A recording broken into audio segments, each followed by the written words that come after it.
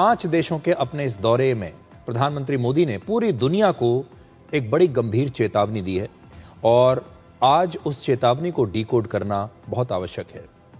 उनकी चेतावनी यह है कि ईरान युद्ध से उत्पन्न हुए हालात को अगर ठीक से संभाला नहीं गया तो दुनिया कई वर्ष पीछे चली जाएगी। पहले आप प्रधानमंत्री मोदी की ये चेतावनी सुनिए जो उन्होंने नेदरलैंड्स में दी थी। साथियों, भारत जब सफल होता है तो पूरी मानवता को उसका फायदा होता है, लेकिन आज मानवता के सामने अनेक बड़ी चुनौतियां भी है।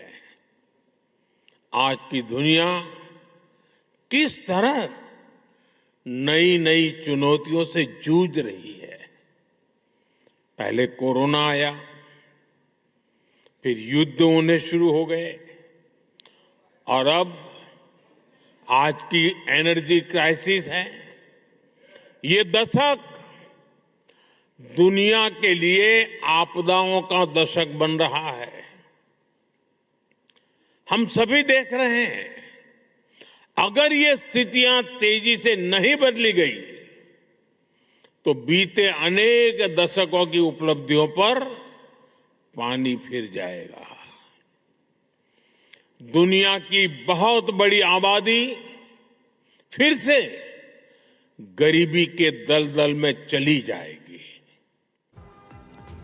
तो नेदरलैंड्स में जो भारतीय कम्युनिटी है उनको संबोधित करते हुए प्रधानमंत्री ने ये चेतावनी दी है।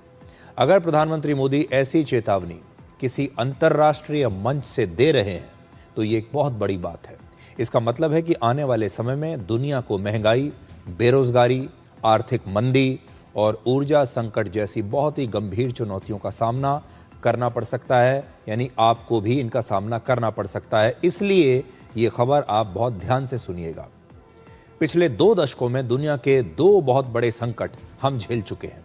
वर्ष 2008 में अमेरिका के सब प्राइम लोन संकट से पूरी दुनिया में आर्थिक मंदी आ गई थी। फिर वर्ष 2020 में कोविड ने पूरी दुनिया की अर्थव्यवस्था को बहुत बुरी तरीके से प्रभावित किया। दोनों ही समय करोड़ों लोगों की नौकरियां चली गई थीं और दुनिया भर में छोटे छोटे उद्योग बंद हो गए। लेकिन इस बार संकट पहले से भी ज्यादा बड़ा है क्योंकि इसकी वजह युद्ध और सप्लाई चेन का टूटना है। पहले युद्ध हुआ और उसकी वजह से सप्लाई चेन टूट गई। पहले विश्व युद्ध के बाद भी दुनिया ने ऐसा ही संकट देखा था, जिसके बाद द ग्रेट डिप्रेशन यानी महामंदी आ गई थी दुनिया में। आज दुनिया की अर्थव्यवस्था की जो रीढ़ है वो है कच्चा तेल, और इस युद्ध के बाद कच्चे तेल की सप्लाई ही सबसे ज्यादा प्रभावित हुई है और यही वजह है कि दुनिया फिर से महंगाई और आर्थिक मंदी के खतरे की तरफ बढ़ रही है। अमेरिका में ही महंगाई लगभग 4% तक पहुंच गई है, जो पिछले 3 वर्षों में सबसे ज्यादा है। जर्मनी में भी महंगाई 3 वर्षों में इस समय सबसे ज्यादा है। भारत में भी थोक महंगाई दर जो होता है, थोक महंगाई दर 3.5 वर्षों में इस समय सबसे ज्यादा है। महंगाई केवल दूध, फल, सब्जियां और रोजमर्रा की चीजों के दाम बढ़ने का नाम ही नहीं है। जब तेल महंगा होता है तो ट्रांसपोर्ट महंगा होता है। उद्योग और रोजमर्रा की हर चीज जो है उस पर बुरा असर पड़ता है। उद्योग बंद होने लगते हैं। महंगाई बढ़ने पर कर्ज महंगा हो जाता है। जो इन्वेस्टमेंट आता है, निवेश आता है, वो घट जाता है।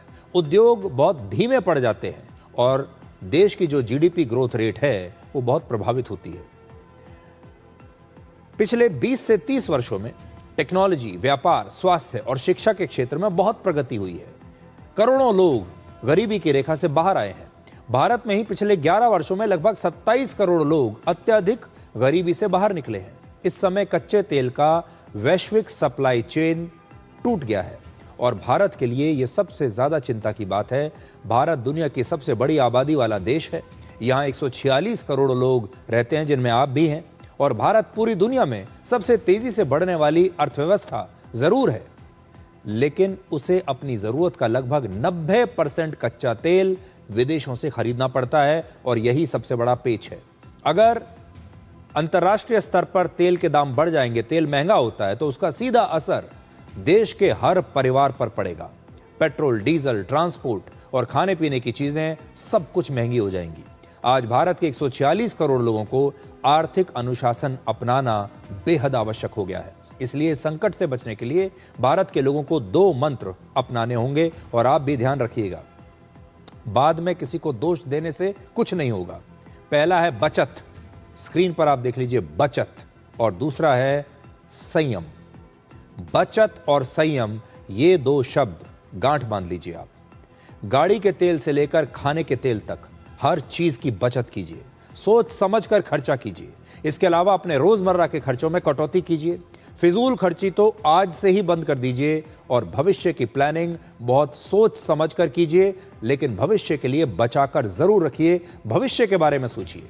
इसके अलावा सोना चांदी जैसी चीजें और अपने छुट्टियों पर बेकार के खर्चे से भी आपको बचना होगा।